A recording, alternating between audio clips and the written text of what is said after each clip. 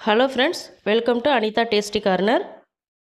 இன்றைக்கி நம்ம சேனலில் சிறுகீரை கூட்டு எப்படி செய்கிறதுன்னு பார்க்கலாங்க. இது கடலைப்பருப்பு, கீரை இது ரெண்டையும் சேர்த்து செய்கிறதுங்க. ரொம்ப சூப்பராக இருக்கும்.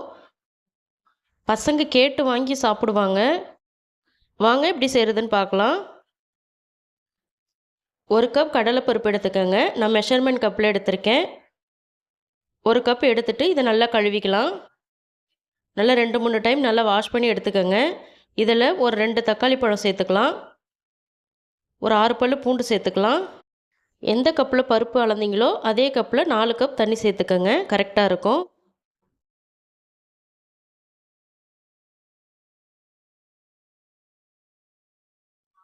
இப்போ இதை மூடி போட்டு 6லேருந்து 8 விசில் வரைக்கும் வச்சு எடுத்துக்கோங்க. நான் 8 விசில் வச்சு எடுத்துருக்குறேங்க. பருப்பில் இருக்கிற தண்ணியை வடிகட்டி எடுத்துக்கலாம்.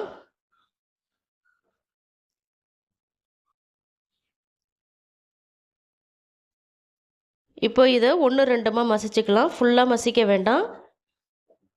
1-2மா மசித்து எடுத்துக்கோங்க.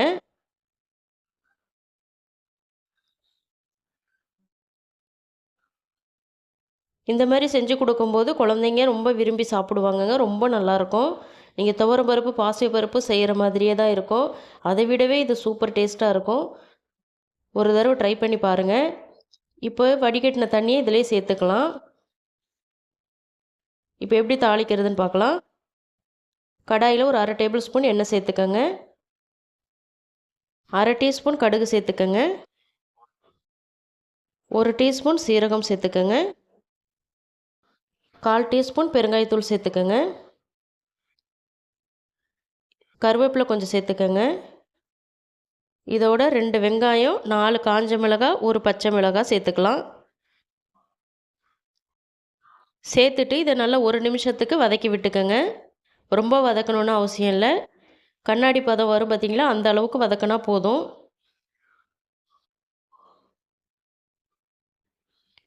இந்த அளவுக்கு வதக்கினா போதுங்க. இப்போ க்ளீன் பண்ணி கட் பண்ணி வச்சுருக்கிற கீரையை சேர்த்துக்கலாம். கீரை என்றைக்குமே க்ளீன் பண்ணிவிட்டு கழுவிட்டு அதுக்கப்புறம் கட் பண்ணுங்கள். கட் பண்ணிவிட்டு தண்ணியில் சேர்த்து கழுவ வேண்டாம். 1/2 டீஸ்பூன் அளவுக்கு மஞ்சள்தூள் சேர்த்துக்கலாம். இதை 1 நிமிஷத்துக்கு நல்லா கலந்து விடுங்க. கீரை எண்ணெயிலே நல்லா வதங்கி வரணுங்க. அதனால் வதக்கி எடுத்துக்கலாம். இது இப்போ 1 நிமிஷத்துக்கு நல்லா வதக்கியாச்சுங்க. இப்போது வேக வச்ச பருப்பை சேர்த்துக்கலாம்.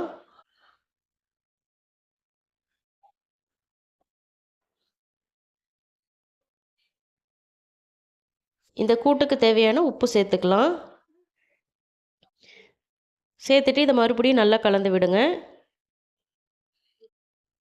இதில் மூடி எதுவுமே சேர்க்காம ஒரு 7லேருந்து 10 நிமிஷத்துக்கு நல்லா குக் பண்ணி எடுத்துக்கோங்க.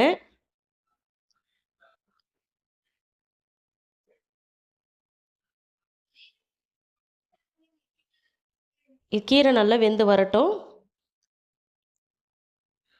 இப்போ பார்த்தீங்கன்னா 10 நிமிஷம் ஆயிடுச்சுங்க. கீரையெல்லாம் நல்லா வெந்து வந்திருக்கு. தண்ணியெல்லாம் நல்லா ட்ரை ஆகிருக்கு. இது இந்த அளவுக்கு இருந்தால் போதும். இப்படி இருந்தால் தான் சாதத்தில் ஊற்றி சாப்பிட்றதுக்கு நல்லாயிருக்கும்.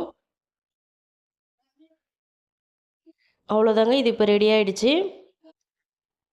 உங்களுக்கு விருப்பப்பட்டால் இதில் கொஞ்சமாக கருவேப்பிலை சேர்த்து இறக்கிக்கோங்க. இல்லைன்னா தேவையில்ல, ஸ்கிப் பண்ணிடலாம். இது சூப்பராக இருக்குங்க. செம்ம டேஸ்ட்டாக இருக்கும். ஒரு தடவை செஞ்சு பாருங்கள். இதை செஞ்சு குழந்தைங்களுக்கு கொடுத்து பார்த்தீங்கன்னா கேட்டு கேட்டு வாங்கி சாப்பிடுவாங்க. அந்த அளவுக்கு ருசியாக இருக்குங்க. இந்த ரெசிபி கண்டிப்பாக உங்களுக்கு பிடிக்குங்க. இந்த ரெசிபியை உங்கள் ஃபேமிலி மெம்பர்ஸ், ஃப்ரெண்ட்ஸுக்கு ஷேர் பண்ணி விடுங்க. நம்ம சேனலை மறக்காமல் சப்ஸ்கிரைப் பண்ணுங்கள். இதுபோல் டேஸ்டியான ரெசிபி நம்ம சேனலில் தினம் தினம் அப்லோட் ஆகிட்டுருக்குங்க. அதனால் நம்ம சேனலை மறக்காமல் சப்ஸ்கிரைப் பண்ணிக்கோங்க. தேங்க்ஸ் ஃபார் வாட்சிங்.